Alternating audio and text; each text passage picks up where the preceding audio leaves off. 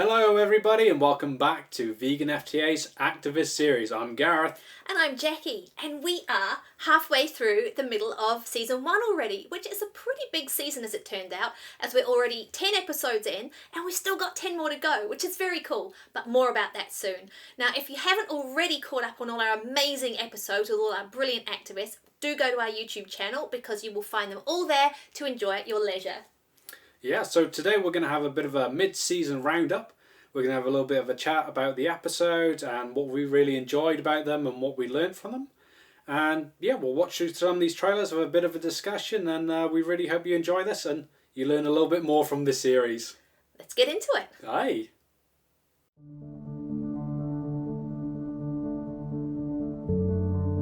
And like for me, I think a big part of what kind of set the groundwork for me to later on be able to, kind of get behind the concept of animal equality for me was that I watched the Planet of the Apes movies, for instance, as a child. And what the classic Planet of the Apes movies, what they do is they opened my eyes to the nonsense of something that we, very automatically think is true, namely that humans are something special and different from animals. We have a soul, they don't. And that's what religious people would say. And even if you're not religious, you would still kind of have this automatic notion that, we're somehow different from other animals. And when I watched these films as a child, I just thought, well, they're just switching roles in that film. And then when Dr. Zaius in the film says, yeah, but if humans, are like apes, so it's basically just switching roles, how come they don't have a soul? And it's complete nonsense. And you're watching that and you realize, wait a second, that is nonsense. But if you turn it around, it's still nonsense. It doesn't get better when a human says it.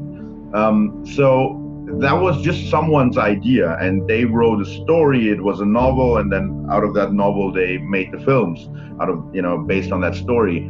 So I think everyone who, has some way to create things, it can be art, it can be stories, it can be a song, or, just draw something, or like what I started doing when I was an athlete, just, it wasn't sophisticated or anything. I was just, I always almost said a meathead.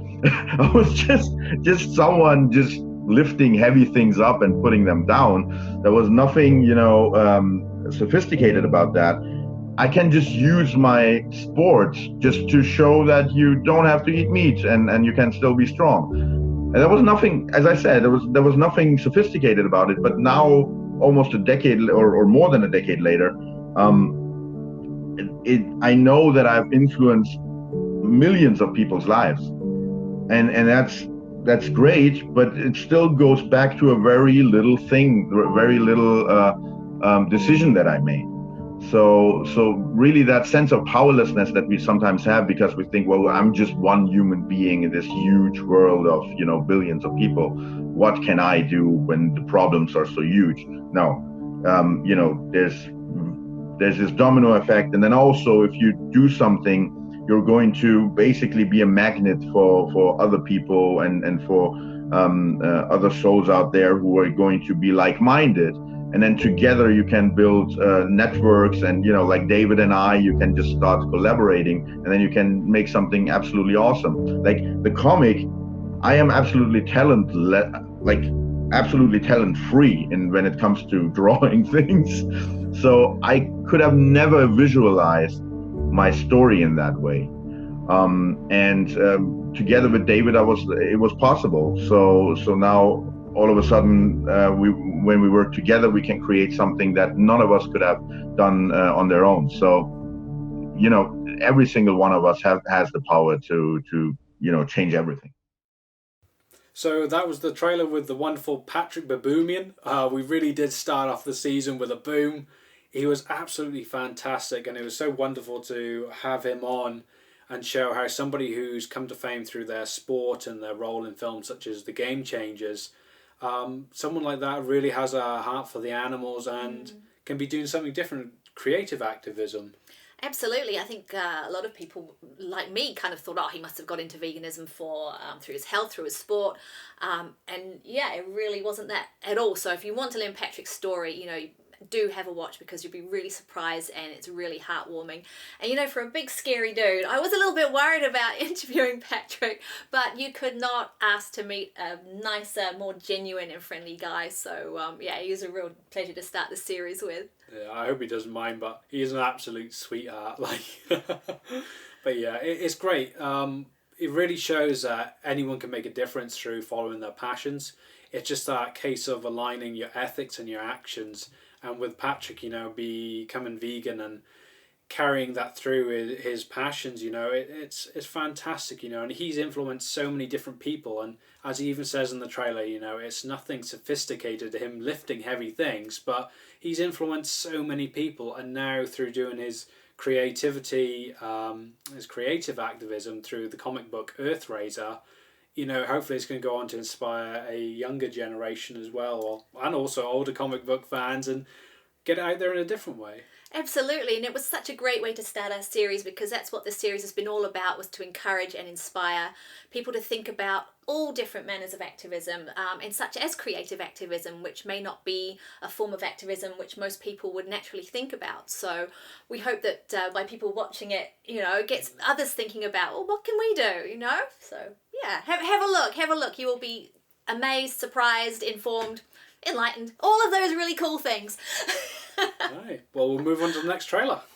Denial is easy when all we have to do is turn off the screen, and we're separated by the event by distance and time. We can tell ourselves, because we weren't there, oh, it was, they were sensationalizing it, or they were, selecting, certain, they made it look this way.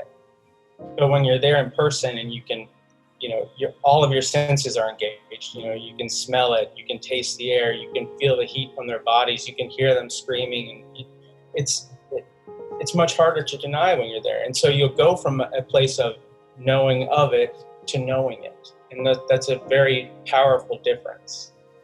So, and I think it's important for vegans to see in person what they stand for. And if you're there for the first time, it brings with it a conflict in you that says, I'm either going to deny what I see, or I'm going to try and stand up against what I see. Mm-hmm. And that is so important, because there's the undeniability of it. And when people decide to say, no, I'm going to stand my ground and I'm going to lean into the awful weight of this reality, that's what makes a vegan into an activist. While researching for this series, we uncovered some absolutely fantastic activists, and Bobby Stud was one of them. Being here in New Zealand, we hadn't really heard much of him before, and when we got in touch, it was just fantastic to hear what he had to say. And in this episode, him talking about vigils and what goes into one, his insights were just wonderful. Absolutely. I think, if you haven't seen Bobby's work before, or heard of his work through LA Animal Save, it is impossible, I think, pretty much to listen and speak to Bobby, and certainly to see his work, without being deeply affected and impacted in some way. He is an incredible guy, and we're so glad to have had the pleasure of speaking with him. We learnt so much in such a short time, really, and it's just an incredible example of a really awesome activist. Yeah, for me, I think probably the favourite part of the episode was when he explained what it really meant to bear witness, just being there for that 2 minutes of kindness. And after filming this, I've probably repeated it onto, I don't know, probably a dozen odd people, because it's something that just really resonated with me, and beforehand I didn't quite understand why people did it so much. It seemed sometimes like a bit of a futile thing going to the vigils, but it was just understanding it better. It was great for us and great for activism, and it's got us more involved, and we hope that his words has inspired more people to get involved in vigils and all these other types of protests. Absolutely, and as well as the work that he's been doing through Animal Save, he's also been doing some amazing projects with Sean Monson, the director of Earthlings, and he's really one to watch, one to follow. So we hope you enjoy this episode as much as we did. Yeah. Well, on to the next one. I know what it's like to sleep that sleep, to just not. And I saw the animals killed on the farm. I chopped the heads off chickens, and I would still eat fried chicken in my early 30s. And the human mind has that ability to put down that shutter of emotions, to just pull the curtains, and we become mindless when it comes. We like that chewy, salty, meaty texture in our mouth, and that takes precedent over the realities of what we're really eating. And so I feel that I know what it's like to sleep that sleep. I'm not going to point my finger. If the 72-year-old me appeared in a puff of smoke to the 25-year-old me and say, "What are you eating that stuff for?" I wouldn't have wanted to hear that. So I have compassion. They're not bad people. They're just asleep. I was asleep. We were all asleep. So all you can do is lovingly, you set the example. When that tray of cheese and meat hors d'oeuvres kind of, no thank you, powerful word. And people notice. They notice what you eat. They notice how you navigate through these changes. Not an issue. I'm not going to sneak a little chicken leg when nobody's looking. I'm not going to eat a little beef ground up cow when nobody's looking. That's abhorrent to me, the thought of it at this point. And so there's no willpower involved. No, I don't eat that stuff. And you don't have to make them feel bad. But start with yourself and the example that you set. And when people ask, then lovingly you tell them, no, I only want to eat foods that make me healthy. I only want to eat foods that help heal the earth. I only want to eat foods that don't involve animal suffering. There's lots of reasons to justify when people ask, but you got to let them ask. But don't underestimate the power that your example sets. For episode 3, this one made us smile before we even got talking to the subject in question. It's pretty hard to watch Dr. Michael Klaper without smiling. He's just so genuine, so warm, so incredibly informative and helpful. And not everybody does resonate with the whole plight of the animals thing much as we would like them to. Yeah, Dr. Klaper really gave us a good sort of foot in the door when it comes to approaching people on the health aspect. Because there are a lot of people who, they look after their own interests first, they're not looking for the animal interests. And so if we can get a foot in the door with the health reasons first, it often leads to them understanding the plight afterwards. And I love Dr. Klaper. He's one of my favourite doctors. As I opened the episode with, I've never been so excited for a doctor's visit. At least he said, there's going to be no test like that anyway. Absolutely. It was such a pleasure to talk to him, and he was another one that we learned a lot about his backstory. He grew up on a dairy farm, he worked on a dairy farm, and he really is in it wholeheartedly for the animals as well. I mean, I almost got a little bit teary listening to him describe some of his past years. So whether you're whether you're struggling for words. Yeah.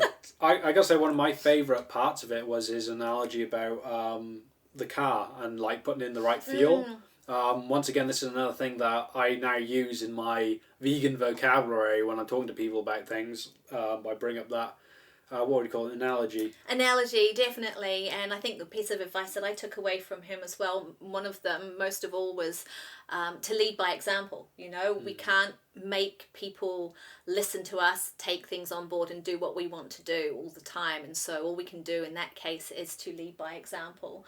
And I think what I was trying to say before is that, there are a lot of us activists that sort of think, oh, I'm not interested in learning about veganism for health. I'm in it for the animals and that's it. But honestly, please do watch this interview because it's very informative. You could help someone that you love and you'll see, like we did, that he really is wholeheartedly in it for the animals. Yeah, it's a fantastic one. Please do go check that one out. We're going to say this about a dozen times through this video. But honestly, it's a great one. And also, there's a shout out to my mum in it, and it seems to be a recurring thing that's going to happen throughout the series is questions from my mother, because she's vegan too, and when she finds out we're talking to all these folks, she's always got some questions to ask as well. So mum gets a shout out in this one too. But moving on to the next one.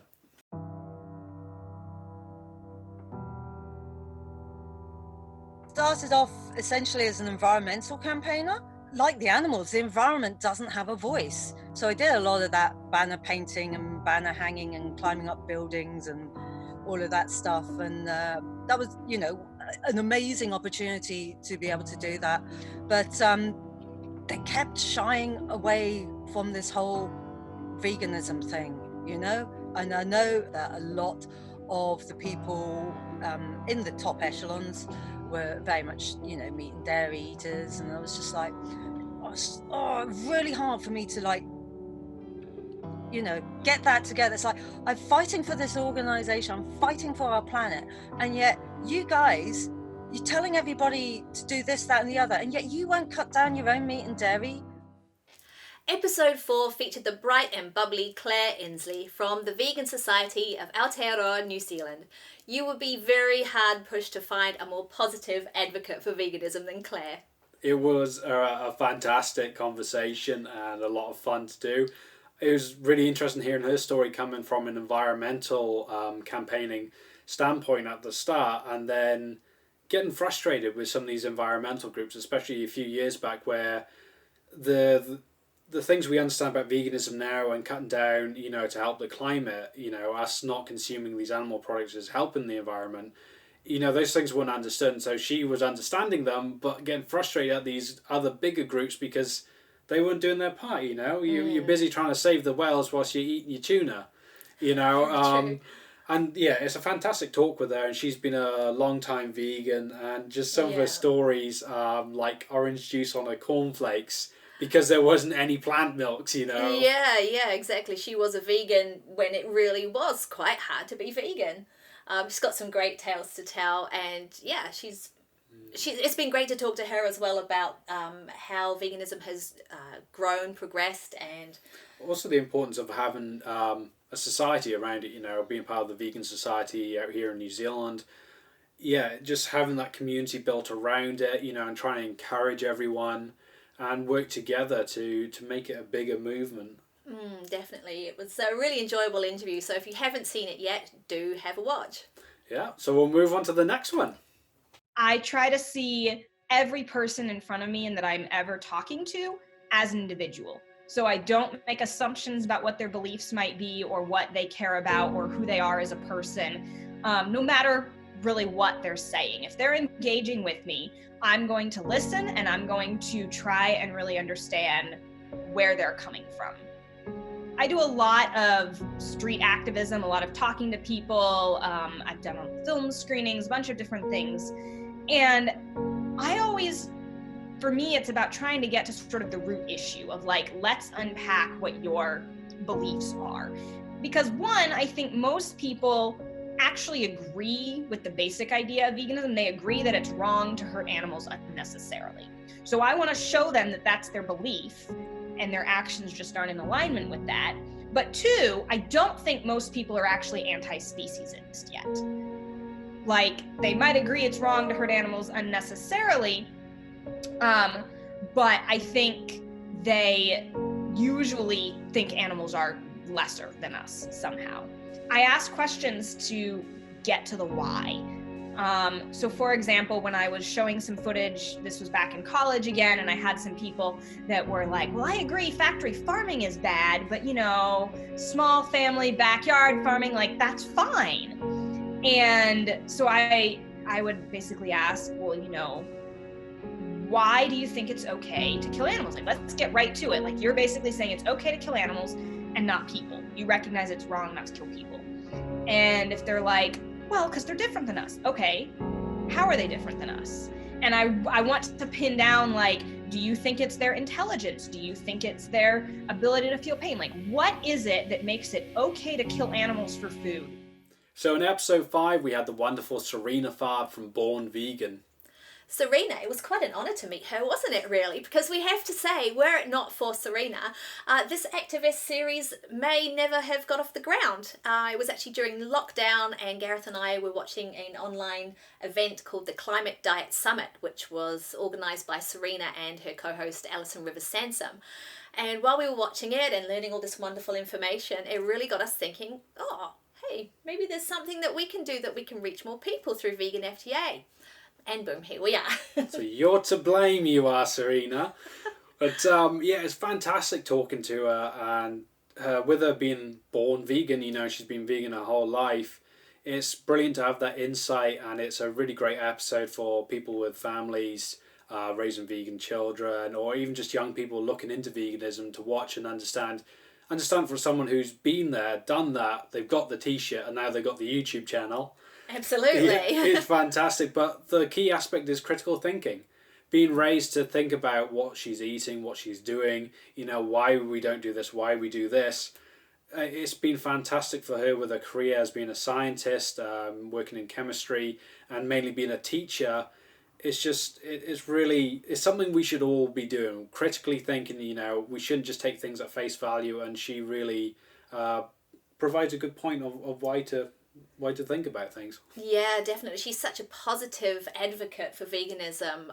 She radiates just health and good vibes, and you know, she speaks with such confidence and self-assuredness. She's just a pleasure to listen to and to watch in action. So, you know, we really hope that you enjoy the full episode, and make sure that you also check out her YouTube channel, Born Vegan. Yeah, it's definitely a good one to check out and subscribe to. So moving on to the next one.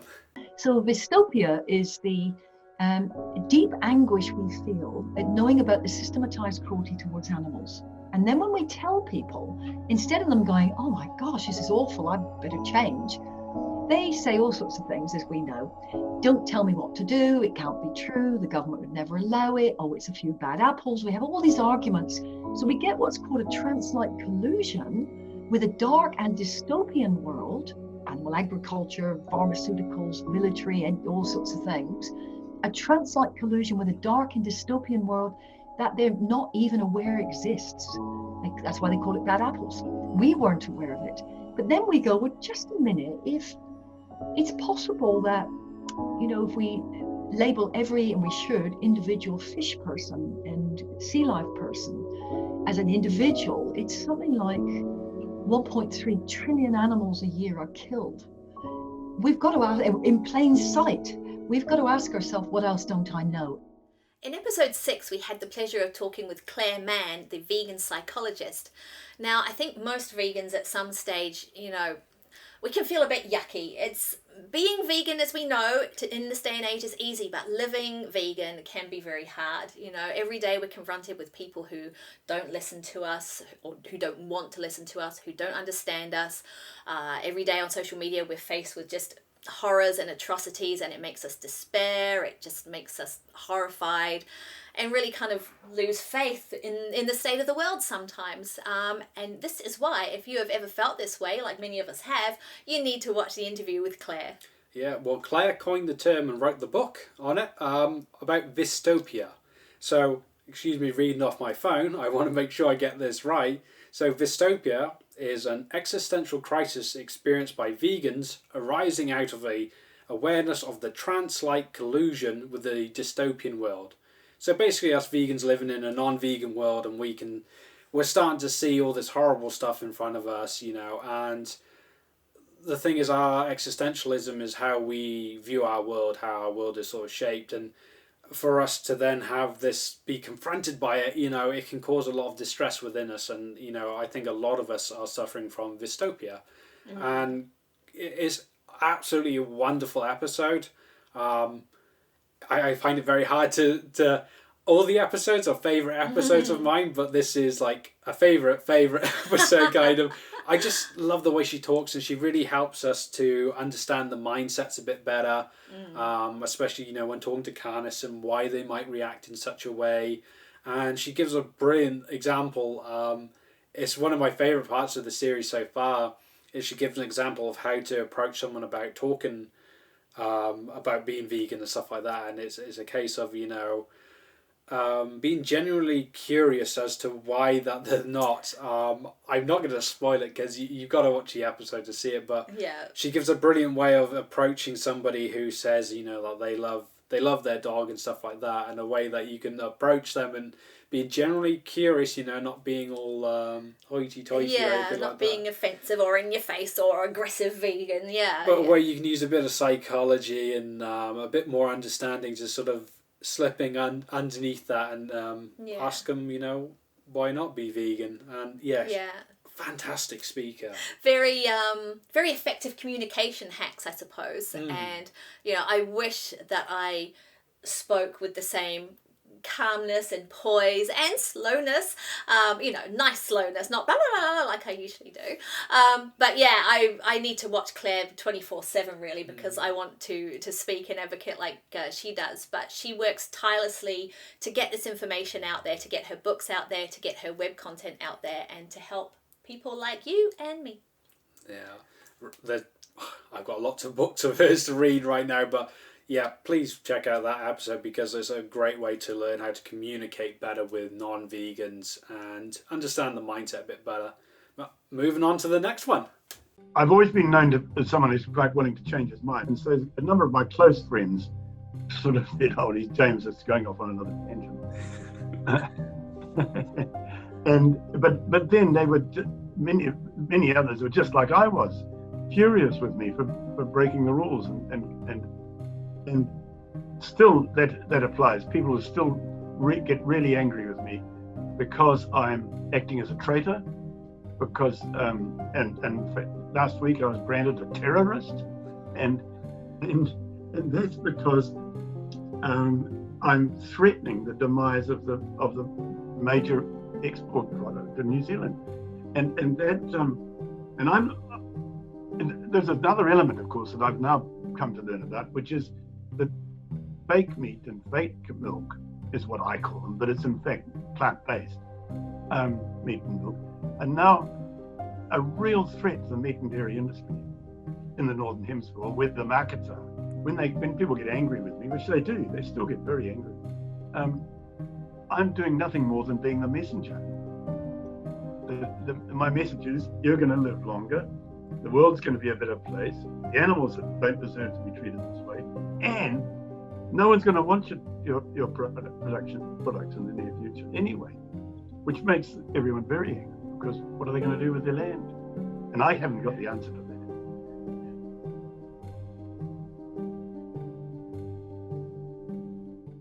So in the next episode we have James Wilson, and he's the author of Plant Paradigm, a brilliant little book, and also he's a wonderful example of how it's never too late to go vegan.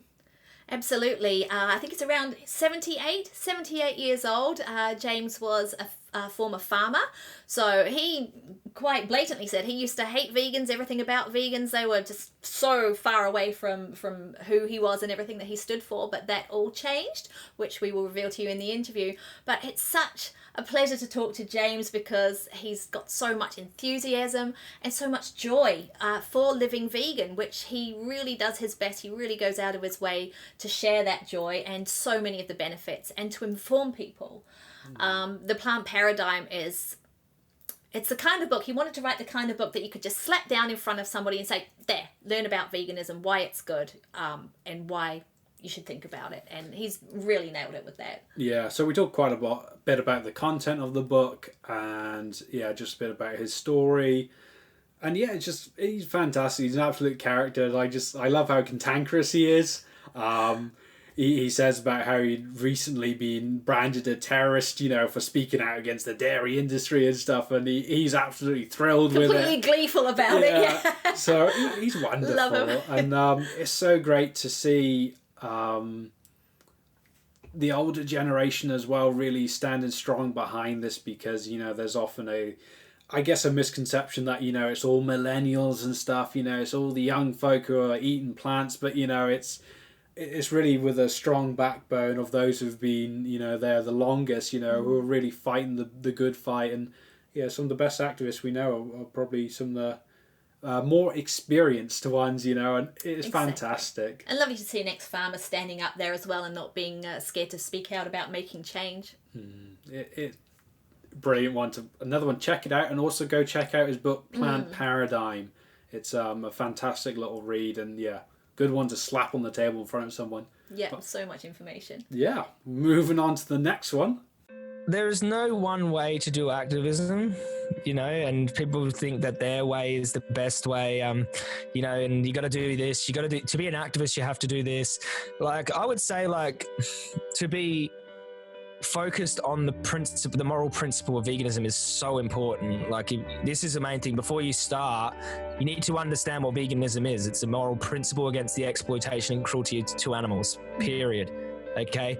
Now, if you're going to start advocating like some plant-based diet and training regime or something like that, you're not doing vegan activism. You're not doing animal rights activism. You're recommending a plant-based diet, albeit that people that try a plant-based diet are eradicating a lot of the cruelty out of their lives, but they don't understand the moral principle to begin with. They don't have that core philosophy that will leak out into other areas of their life. Once you got that core philosophy down, you don't buy wool, you don't buy leather, you check products, you do all these things. Now, if you've just been advocated to try a plant-based diet, where's your motivation to not go back to animal? Where's your motivation there? You haven't understood the moral principle, and I see this time and time again. So the main thing is to get that message straight, get your message, that core message strong, and focus on what veganism is, and use the plant-based dieting and whole foods this and the environment things as bolstering arguments. All right, then they're secondary to what veganism is. So the main thing before you go out there and start speaking about this and, you know, going on all your platforms speaking about this, just understand the difference between, you know, the moral principle of veganism, whole foods, plant-based dieting, and the environment. These are all separate topics. Now, they might all be interlinked in a very profound way, but, you know, we need to get that core philosophy down pat. The reason why is more important than how. It's just so much more important. The why is going to show you the how. The why is going to send you that way. The why is going, like, why am I doing this, is going to take you to how you're going to do it. So that overrides everything, and then it will you will attract the way. That's just simple. You will attract the way. It might seem like a bit weird, like no you won't. Yes, you will, because the why will be the desire, and the desire will get you there, and you'll be like, okay, I'm going to do this, I'm going to do that, this is where I fit. If you're confused about how, the why isn't strong enough. Episode 8 features someone that you may well be familiar with, Joey Carbstrong. Now, why was I so terrified about interviewing Joey? You're going to have to watch the full episode and find out. But Joey is one of these very high-profile activists which people either love or hate. And this is something that we address in the interview, and he has some really great words to say about that. Yeah, they're all fantastic speeches. Like, Joey, I was very nervous to go into. You were! Yeah, well, we were both very nervous to go into. You more so, but yeah, like him having that high profile, you know, like a lot of vegans, we talk about not putting anyone up on a pedestal, but he's really doing a fantastic job of getting it out there to the masses. And in the interview, we talk a lot about the different methods he uses. One of his most prominent ones is his street outreach. And I love watching some of those videos. You know, when I first saw them, I was sort of like, oh, I don't know if this is my cup of tea, but especially when we started researching more for this series, I was binge watching them, and I love watching those conversations. And he just gets that leg sweep moment on folks. You know, all of a sudden, you know, they can't beat the vegan argument. But yeah, Joey speaks about this sort of activism. You know, what to expect when going into it. Some tips of, you know, if you want to do that sort of thing. And yeah, really, for me, it really helped me to advocate better. And it's one of the things I hope most people take away from this episode is better ways to advocate in these ways. I'm not saying it's the best way or the only way to do it, but... And neither does Joey. Neither does Joey, no. But in these fields, if you're doing the specific types that he's talking about, he has some wonderful tips. Exactly. And, you know, he revealed that he's really quite lovely and human and not, you know... He's not the big scary man. Yeah, exactly. You know, he's very disarming, and, you know, we all had to start somewhere in our activism, and Joe was no different. And so, you know, he provides some great insight into how he got started and how others can do that and overcome those fears and just get out there. Yeah. It was absolutely great doing the conversation with him, and... Yeah, when we were watching it, well, not just watching, when we were doing it, I kept on thinking, you know, like, wow, this is some absolutely gold content, because just you just see that what he's saying is just like wow, that's hitting the nail on the head. You know, absolutely. He never loses sight of the victims and his goal and. Yeah, that's probably one of the key aspects of it is, you know, he keeps that focus on the victims and I'm trying to remember the name of the method now. Socratic method, yes. So that's had my B12 this morning. Yeah, she's had a B12 and a vitamin D. But yeah, we need to do a featured episode or something on the Socratic method at some stage, because it's something that comes up as well with the previous one of the previous episode with Sarina Farb as well. We talked a little bit about it there. But yeah, Joey, he's a fantastic example of that. Yeah, and how and why it works so well, and it's definitely a very handy tool to have in your artillery, you know, when being a better advocate and a better communicator. Yeah. So anyway, enough of that. It's awesome. Watch it. Collaboration. I mean, that's been at the beginning of 2020. I said one of my key words for 2020 is collaboration. And I mean, who knew? None of us knew how 2020 was going to turn out. Here in Australia, we had the bushfires, then we had the COVID-19, and then obviously, you know, in the US, etc., we've had all the issues around racial injustice come to the fore, which is fantastic. But it's certainly been an unexpected 2020. But the word collaboration is just, I think, so key. So I'm just really looking to do more of that instead of a lot of, because obviously on social media it can be very divisive. People have got their opinions, and we've seen people unfriending each other left, right and centre because they, even vegan, you know, amongst vegans, I found it really sad, you know, people are unfriending each other because they disagree over certain things. And it's like, wow, now more than ever, you know, we've got a chance to really try and transform our societies, you know, moving away from animal agriculture and animal exploitation, that we need to just try and be the best version of ourselves that we can. And so, that's kind of my aim. And I think that's only going to happen when we collaborate with each other. We can all do our own thing, which is awesome, but we've also, I think, got to really collaborate and help to lift each other up, because at the end of the day, our mission is the same. It's, you know, a kinder world, a kinder and equitable world for all beings, people, animals and planet. Episode 9 has the wonderful Katrina Fox from Vegan Business Media, and she's the leader of the Vegans Women's Leadership Network and just so many other brilliant initiatives. And she's got books and podcasts, and she's a fantastic speaker. She is. She's a wealth of information. As Gareth says, you know, she's got so many resources. She just really devotes herself to enabling people to grow in confidence as themselves and knowledge, but also to grow their businesses, even if their business is currently just a far off, you know, distant dream. And one of the things I love best about Katrina is, you know, she's really, well, as she says in the episode, you know, veganism needs more sparkle. And I completely agree with this. It does need more sparkle. You know, I'm tired of vegans being painted as these washed out, protein deficient beige tree huggers. Not that there is anything wrong with hugging trees, but you know, being vegan is joyful, it's fun, it's sexy, it's the future. It's, you know, we need more sparkly vegans, and she is certainly that. She's really fun and bubbly to talk to, and as Jackie sort of touched on there as well, like, I think it's a great episode for entrepreneurs and business owners to watch this episode, because she talks about how we can get things out into the media, and PR is a big part of business. Also, just for activists as well, want to get their stories out in the mainstream media and stuff, and how we can go about approaching that. She has some really helpful tools and tips and tricks in this, but also we talk a bit about the other stuff that she does, like with the podcast and everything. And you love her podcast. I love her podcast. Media. Yeah, Vegan Business Media podcast.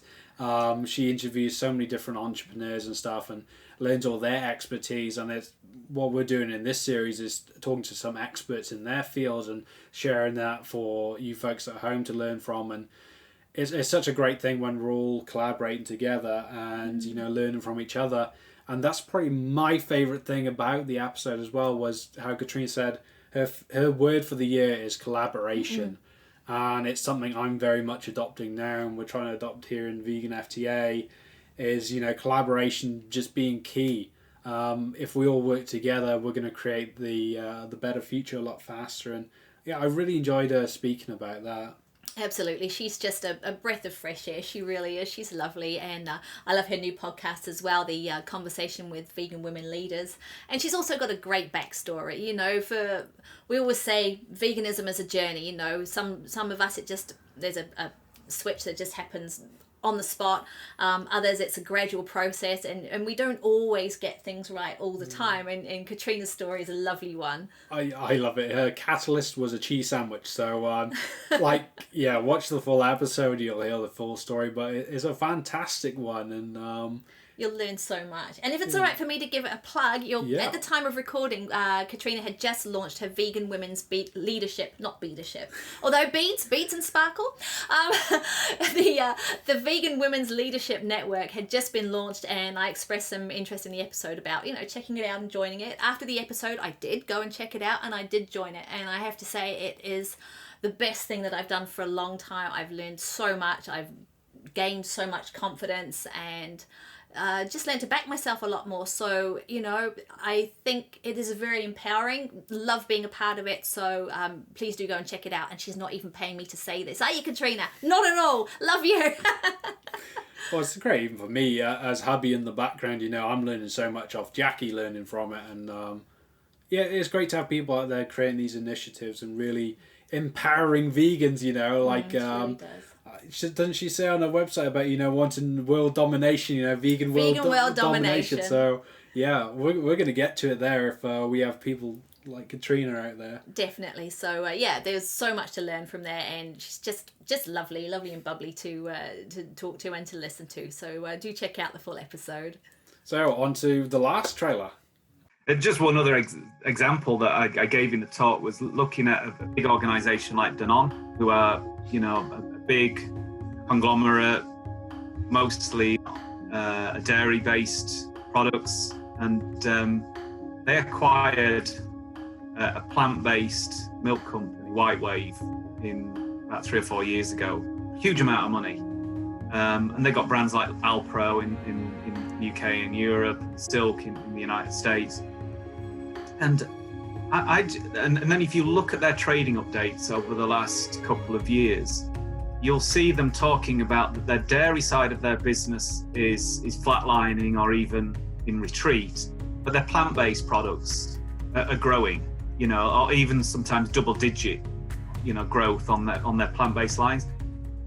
So my view was that, looking at it, if imagine if I was a director in the boardroom of Danone, and you've got two sides to your business, one which is dairy, exploiting animals, and one which is plant-based and vegan. And, one's going like this and one's going like this. What are you going to do when it comes to investing in the future? You're going to invest more of your time, money, and resources in the plant-based side of things. And you're going to put less into the dairy side of it. And I've seen people saying, well, I'm not willing to spend money on Alpro because the money's going to go to exploitation of animals through the dairy aspect. But I look at it and think, well, actually, another way to look at it is this is a dairy company that's actually now investing in plant-based. So there's something good has come out of the bad. I know it's looking at it from a simple perspective, but it sort of works for me. I just think we need to infiltrate these businesses. We need to infiltrate the existing infrastructure as much as possible, so that we can change from within. Because if we remain as outsiders, it's a lot more difficult to affect change. But when you're on the inside, you've got a lot more chance to shift the needle in the right direction much faster. Episode 10 was another one I was a little bit nervous about, even though I knew he was lovely, really. But someone like Matthew Glover has done so much in the space of a few years. Matthew Glover he is the co-founder of Veganuary. He is the co-founder of $1 Million Vegan, and most recently Veg Capital as well. And what I love most of all about Matthew's story is that, it really is proof of the power of one. Because, it may be quite hard to believe, but Veganuary came about through Matthew deciding to grow a moustache one year. So we'll leave the full story up to Matthew to tell in the full interview. But this was a simple idea that one man had, and in the first 3 years of Veganuary alone, it's estimated that 80 million animals' lives had been saved just from this one idea. So for me, it's so inspiring because that's all any of us need to make a difference is one really good idea, and for just people to roll with it. Yeah, it's a really good interview though. Well, I feel it's a really good interview, but not biased or anything. Not biased, yeah, not at all. But it's great to have him explain the role capitalism is currently playing in the vegan movement. And there's a lot of us who don't like capitalism, like if we could just burn money, then that'll be fine, get rid of the stuff. I'll trade you the shirt off my back, apart from this one, because this is my favourite one from Anti-Carnist. But, it's really great to have that sort of more business aspect. And in the trailer that we just watched, talking about how, there's big corporations out there which are buying into vegan sort of products and shifting their business that way. And a lot of us, we want to throw our sticks and stones at these big corporations and be like, go away, we need the little man to rise up. But Matthew also explains, the need for us to sort of infiltrate some of these things because there's so many big systems already in place that if we can infiltrate, and we can let the vegan seed blossom from the inside. Yeah. We're going to have, as we were saying about Katrina last time, vegan world domination a lot faster. And it's just a really interesting perspective to have on all this, and it's not one that I had thought about too much, but something my mum always taught me and my brother to do was to vote with our wallet, and as vegans, we're backing things with our voices, our compassion, our love. We are putting ourselves out there for the animals, and through this interview, I feel it's another call to say, see where you're spending your dollars, and vote vegan with your dollar as well. But as well, that doesn't necessarily mean excluding all the big corporations. You choose where to spend your dollars, but you can also do some good if you put them in the right places. Exactly, and Matthew explains why this is so important. In fact, he explains everything so well. I'm not too up there with the world of corporate and big business and that kind of thing, and Matthew explains it so well that even I can understand it and completely get it, and now feel a lot more better informed when I make my choices. So it's definitely a really good one to watch. And far from being the scary big corporate fella that I thought, he is the most humble, lovely, just really easygoing guy. So we hope you enjoy getting to know him as much as we did. Yeah.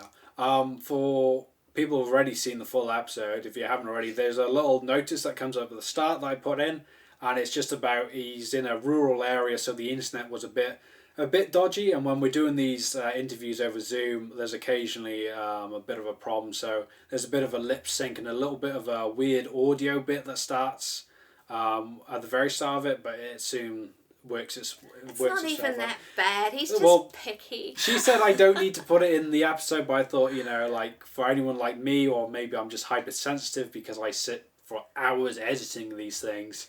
I just thought you're throwing things at your screen going, what's wrong with my internet?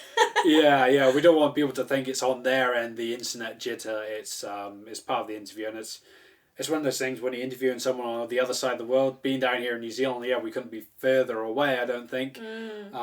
We do have those problems occasionally, but really, I probably didn't need to put in the warning thing, but I did anyway. But we'll be pleasantly surprised then, won't it, when they find us pleasantly surprising, but fantastic interview. It was really lovely. He's really funny as well. He is funny. It's great having a yarn with him, and it's great having that business aspect to it. And once again, this is another episode, I think.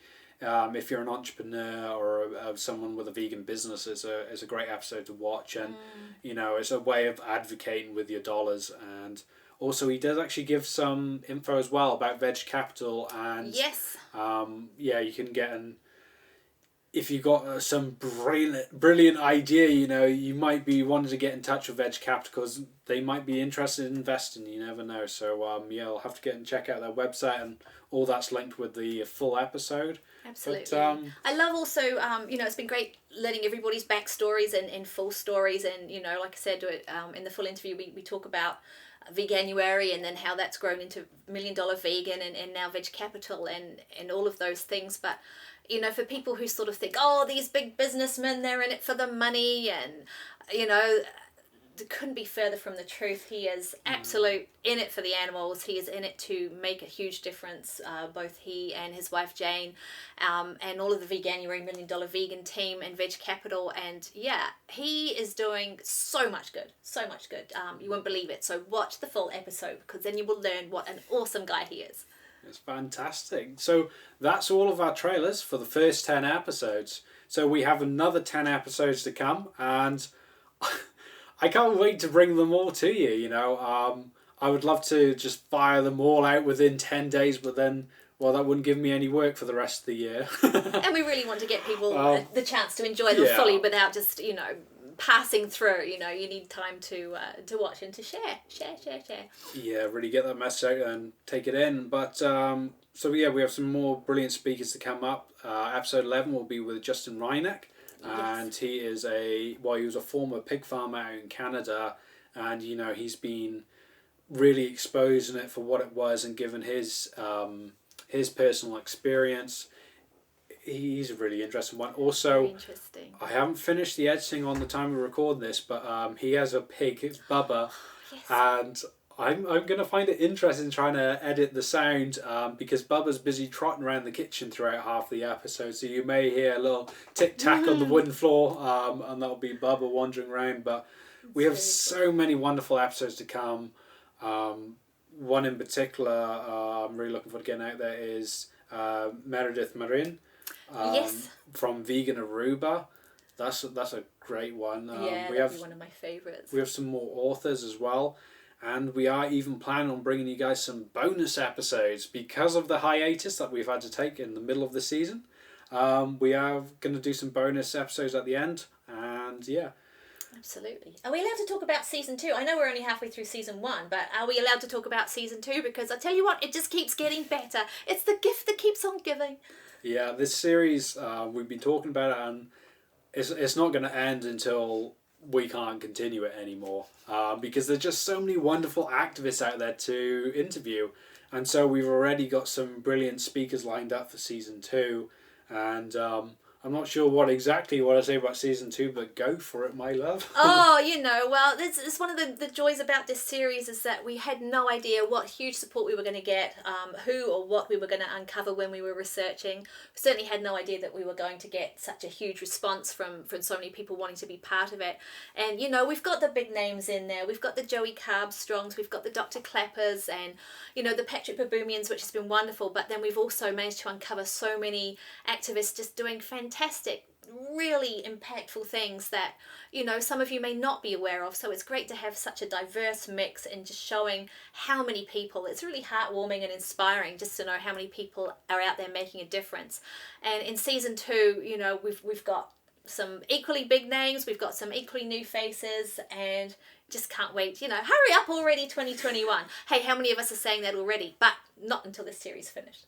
Yeah, so we can't wait to bring that to you, and we're going to keep on bringing you episodes until the end of the year, when hopefully we'll be bringing season 1 to a close, and cracking on with season 2, where we're going to get bigger and better. And yeah, it's all very exciting. We are full of good ideas for it, and absolutely. I mean, we've got, you know, we've got a queue. We've got a queue of people, you know, waiting for us to interview them, which is really nice. They don't know what they're letting themselves in for. But by the same token, if there is anyone that you would like to see either in season 2 or a future series, do let us know. You know, drop us a line, drop us a message, and give us your suggestions, because, you know, we're finding amazing new people all the time, and, you know, like Gareth said, it can just be ongoing. So don't be scared to, you know, let us know your suggestions. Also, please leave in the comments below what's been your favourite episode so far. It'd be wonderful to find out and see what really resonates with you folks. And yeah, if there's anything you've learned in particular from any of our activists, drop it in the comments there, and someone else might pick up on it too. Hey, I interrupted you, sorry. I just thought of something. If anyone happens to be on, first name matey terms with Joaquin Phoenix or Moby. Top of my wish list. So I've already, Patrik Baboumian was just like, wonderful moment for me. But yeah, those two are pretty high on my wish list as well. And they're all wonderful. Everybody's so if you know him, give him a poke from us and say, come jump on the series. Give them a hug from us. Butter them up first. Vegan butter, obviously. What were you going to say before I so rudely interrupted you with my dreams? If you haven't watched the series yet, get on YouTube or even on our Facebook and watch the full episodes. You won't regret it. Some brilliant information in it. And yeah, I just really hope you've enjoyed it as much as we have enjoyed it. We've learned so much from doing this. We're going to continue to learn so much from this. It's also exciting. It is. And 2020, it's been a horrible, challenging, worrying year for so many people, but there have still also been some great things to come out of it, including, hopefully, you think, agree, whatever, also this series. And, there are, even when things seem pretty despairing and all a bit yuck and we just don't know what the future holds, it's great to watch these episodes to realise that there are so many people out there really working hard to make a difference and doing such great things that will really warm your heart and give you a bit of hope. So I hope you enjoy watching them. Thank you so much for tuning into this episode, and if you're not already, subscribe to the YouTube channel so you get the next episode alerted straight away, so big love to you all from the Vegan FTA team. Big love from me and Jackie. Big love. And we'll catch you again on the next episode. Catch you soon.